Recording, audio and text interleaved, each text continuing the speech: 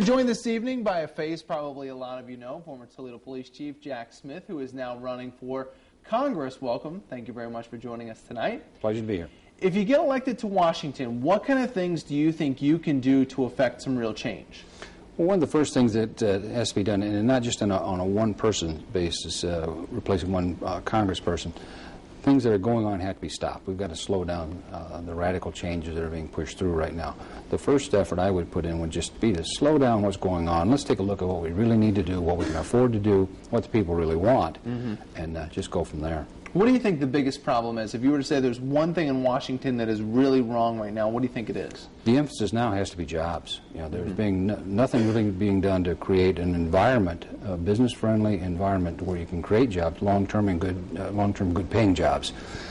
That's where we need to focus things right now. Now, some people would say that was what the stimulus bill was designed for. Do you think the stimulus bill did that kind of thing? No, it's proven that's been a failure. There's there are all kinds of numbers floating around out there about jobs created, jobs saved. There was just an article I was reading today where they've changed the definition of what the stimulus did as far as saving or creating a job. It's every job that is under the stimulus, if a company is working under stimulus money, they're considering that a job saved. And that's a false number. Okay. We're losing people every day, or losing jobs every day, and we need to address that honestly rather than just with phony numbers. So what kind of things right now do you think are not being done in Washington that need to be done? We need to take a real hard look at this tax structure, because I think the key to making those jobs is giving the companies and the folks a break. We have to have the money floating through the system to be able to create things, to have people to be able to buy things.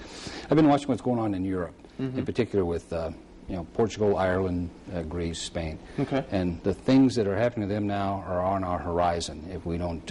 What kind of things are we talking about? Well, inflation, that kind of thing? Yeah, exactly. The way they have developed into socialist economies where they're spending far more than they're able to take in.